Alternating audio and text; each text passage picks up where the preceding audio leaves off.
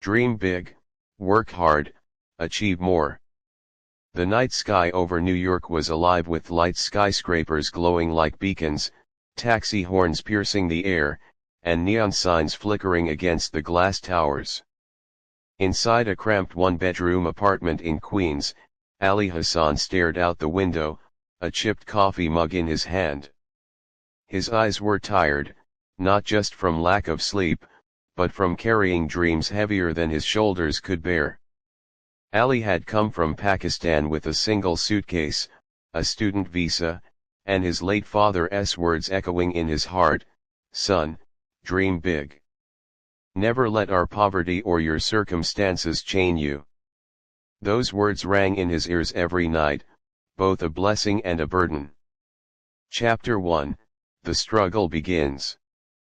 By day, Ali worked at a small grocery store owned by a kind but strict Puerto Rican man named Mr. Rivera. He lifted heavy boxes, mopped floors, and stocked shelves, all while trying to hide the fact that he was falling behind on tuition payments. By night, he studied engineering, struggling to keep up with classmates who had every resource at their fingertips while he had none. Rent, bills, tuition, everything was crashing down. Some nights, Ali thought of quitting and going back home. But then he remembered his mother's tearful face at the airport, whispering, "Make us proud, Ali." Chapter 2, The Temptation. One freezing evening, while Ali was leaving the grocery, he ran into Omar, an old friend from back home. Omar had dropped out of college but somehow wore expensive sneakers, gold chains, and drove a black BMW. "Ali, why are you wasting time stacking boxes? You're in America, man. Money is everywhere," Omar said with a smirk. Ali frowned. "What are you doing, Omar?"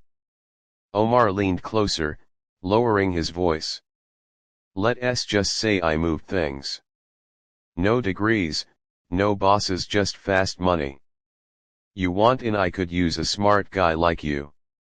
For a split second, Ali thought of the bills piled on his desk. The landlord's warnings. His mom's medical expenses back home. The temptation cut deep. But then his father's voice echoed again: "Work hard, earn clean, and let your success be your honor." Ali shook his head. "No, Omar. I came here for something bigger." Omar laughed, but his laughter carried a warning. "Dreams don't pay rent, brother. Remember that." Chapter 3, Breaking Point. Weeks passed. Ali worked double shifts, barely sleeping. One night, he returned to find an eviction notice taped to his apartment door. His chest tightened. He had less than 2 weeks to come up with the money. He sat on the cold floor, holding his father's old watch, fighting tears. Is this it? Am I just another failure chasing the American dream? That night, Ali made a decision. If he was going to survive, he had to risk everything, but in his own way. Chapter 4, The Leap. Ali remembered something his engineering professor once said: "The world belongs to problem solvers. If you can fix a problem people care about, you'll never be poor." The next morning, between grocery shifts and classes, Ali began sketching an idea. Delivery drivers in New York always complained about traffic, wasted time, and missed orders. Ali designed a simple app prototype that could reroute deliveries in real time, saving both time and fuel. With no money for developers, he taught himself coding late into the night, fueled by instant noodles and sheer determination. His fingers shook from exhaustion, but his eyes burned with fire. Chapter 5, The Sacrifice. Ali pitched his half-finished app to small restaurant owners in Queens. Most laughed. Some ignored him.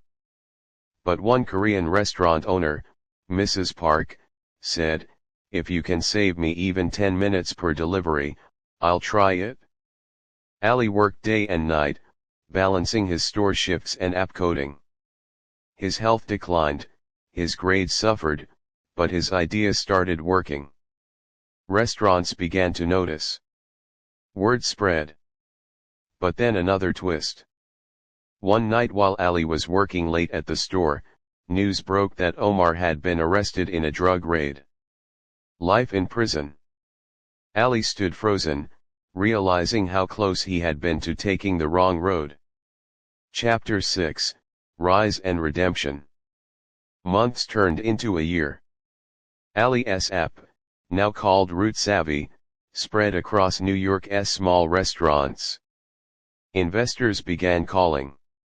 Ali could hardly believe it. People were offering him checks larger than what he made in an entire year at the store. Mr. Rivera, the grocery owner, looked at him proudly one day. Ali, when you first came here, I thought you wouldn't last. But you've proved something, not just to me, but to yourself. Go chase your dream, son. Ali quit the store, graduated barely, and poured himself full-time into his company. Within 2 years, Route Savvy was used by hundreds of restaurants across New York. Ali sent money home, paid off his mother's debts, and even set up a scholarship fund for struggling immigrant students like him. Final chapter, The Impact. Standing on stage at a small business award ceremony in Manhattan, Ali looked out at the crowd. Cameras flashed. His voice trembled, but his words were steady. I came to America with nothing but a suitcase and my father's dream. I worked jobs that broke my back, I lived nights that broke my spirit. But I held on. Because success isn't about where you start, it's about how hard you're willing to fight. Dream big. Work hard. Achieve more. That's not just my story, it can be anyone's. The crowd rose in applause. In that moment, Ali realized the truth: the American dream wasn't about fast money, shortcuts, or luck. It was about sacrifice, resilience, and the courage to never give up. And as he looked at the city lights that night, he whispered to himself, Abu, I made it.